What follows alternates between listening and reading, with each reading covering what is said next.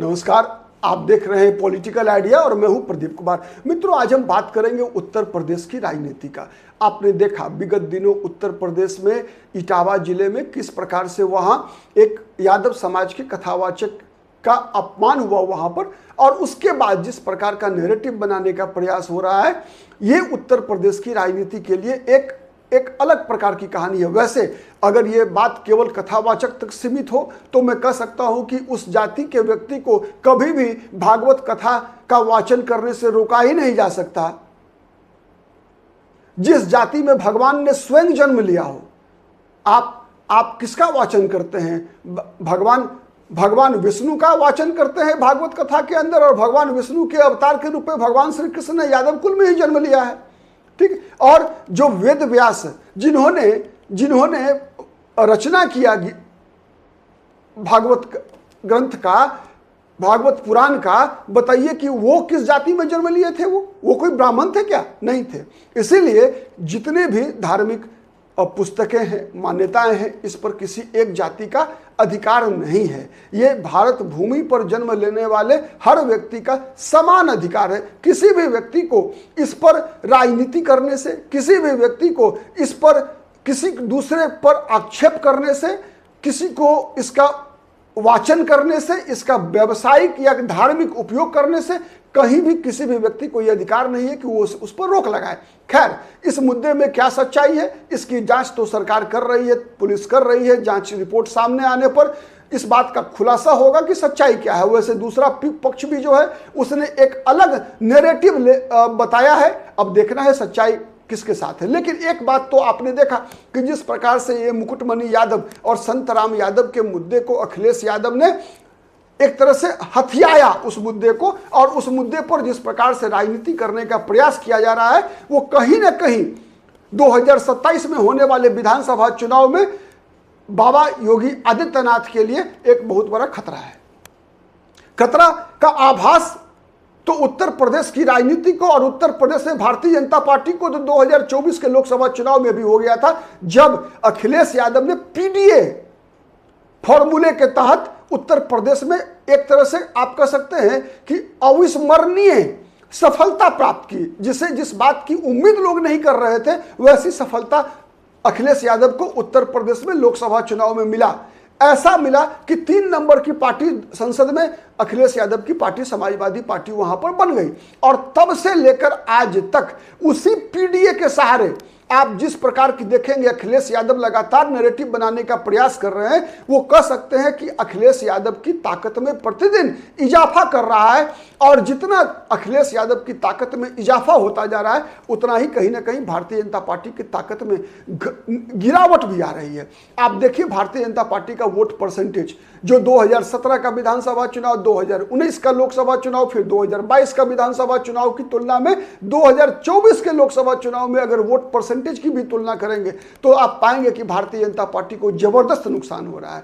और जबरदस्त नुकसान क्यों हो रहा है, जिन कारणों से हो रहा है, उन कारणों पर क्या भारतीय जनता पार्टी का नेतृत्व, योगी आदित्यनाथ की सरकार क्या काम कर पा रही है, यह सबसे विचार का विषय है। मैं क्यों कह रहा हूं, आप गौर से देखिए। एक समय था जब 2017 में बीजेपी की वहां सरकार बनी थी, पूर्ण बहुमत सरकार बनी थी। उससे पहले 2014 के लोकसभा चुनाव में 80 में 73 सीटें भारतीय जनता पार्टी जीती थी लोकसभा चुनाव में, और वही कारण था जिस कारण से प्रधानमंत्री के रूप में नरेंद्र मोदी पूर्ण बहुमत की सरकार दिल्ली में बना पाए थे।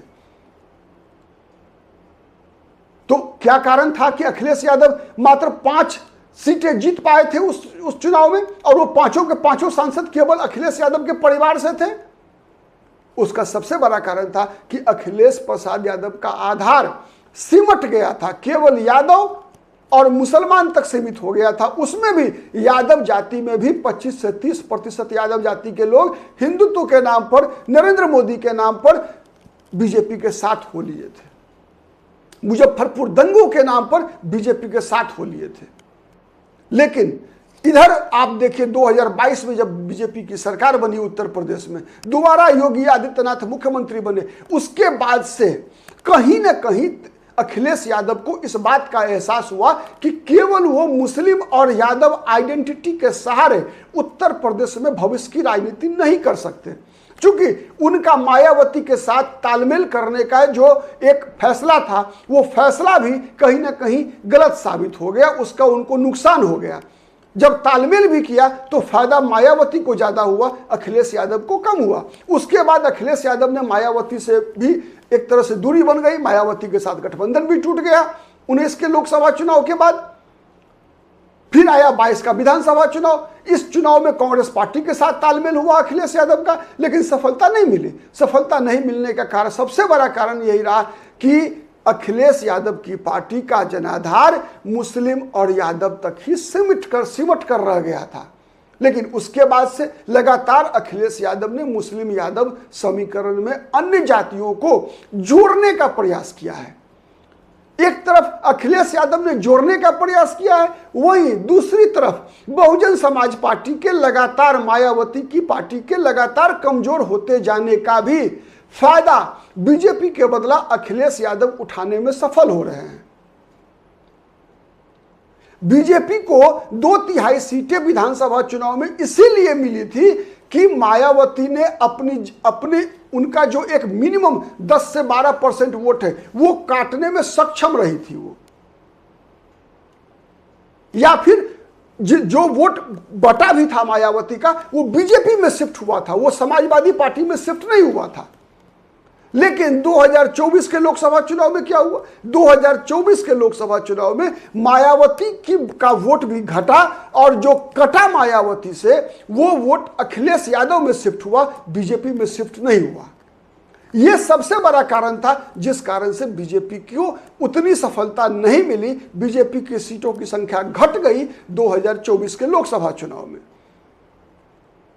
कानून व्यवस्था के मामले में हर कोई कहता है कि बाबा योगी आदित्यनाथ की सरकार बहुत बेहतर काम कर रही है। केंद्रीय योजनाओं के क्रियान्वयन में उत्तर प्रदेश की सरकार बहुत अच्छा काम कर रही है, जन कल्याण में बहुत अच्छा काम कर रही है। लेकिन चूंकि एक बात याद रखने की आवश्यकता है, भारत में चुनाव केवल विकास से नहीं जीती जाती, इतिहास गवाह है। केवल विकास, केवल सकारात्मक कामों के बल पर भी भारत में चुनाव नहीं जीती जाती। कई उदाहरण आपको मिलेंगे। आपको उदाहरण मिलेगा चंद्रबाबू नायडू का 2004 का विधानसभा चुनाव याद कीजिए। चंद्रबाबू नायडू का, आंध्र प्रदेश संयुक्त था उस समय में। उस समय में चंद्रबाबू नायडू ने एक तरह से हैदराबाद को, आप कह सकते हैं कि हैदराबाद को एक तरह से माने कंप्यूटर इंजीनियरिंग के क्षेत्र में एक हब के रूप में डेवलप किया था। लेकिन उतना विकास के काम होने के बावजूद आंध्र प्रदेश में चंद्रबाबू नायडू सरकार नहीं बना सके। 2004 में अटल बिहारी वाजपेयी की सरकार फील गुड में डूब गई, इसलिए कि सबको लगा कि नहीं, हम तो विकास इतना हमने किया है, इतना प्रधानमंत्री स्वर्ण चतुर्भुज योजना, सबकी सफलता, बिजली के क्षेत्र में सफलता, आर्थिक स्थिति भारत की मजबूत हुई थी, उसमें सफलता के कारण हमारे चुनाव हारने का कोई कारण नहीं बनता। लेकिन फिर भी वाजपेयी जी चुनाव हारे। क्यों हारे? उसके सबसे बड़ा कारण था उत्तर प्रदेश में 54 से भाजपा के सांसदों की संख्या घटकर 29 रह गई थी। और क्यों रह गई थी? इसलिए रह गई थी कि वहां पर जातिगत समीकरण का फैक्टर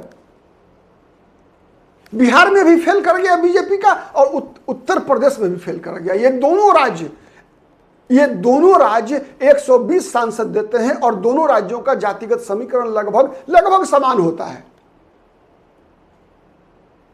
तो बिहार और उत्तर प्रदेश की राजनीति में अगर जातिगत समीकरण को नहीं साधा गया तो आप कितना भी अच्छा काम कर रहे हैं, आपकी लोकप्रियता है, सब कुछ है, लोग कहेंगे अच्छा आदमी है, लेकिन आपको वोट नहीं देंगे। वोट तो देंगे जाति के नाम पर ही।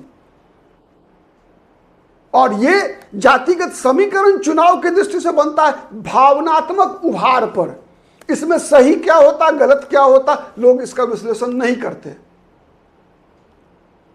सीधा होता है जातीय स्वाभिमान, और जातीय स्वाभिमान को राजनीतिक रंग दिया जाता है। तो उसमें इस प्रकार की जो इटावा की घटना है वो कहीं ना कहीं भारतीय जनता पार्टी के भविष्य की संभावना को नष्ट कर रहा है। और अखिलेश यादव के लिए ऐसी घटनाएं राजनीतिक लाभ पहुंचाने में निश्चित रूप से सफल होगी। इसकी पक्की गारंटी है। आज इस मुद्दे पर इतना ही। हम फिर मिलेंगे किसी अन्य मुद्दे के साथ। तब तक के लिए नमस्कार। जय हिंद, जय भारत।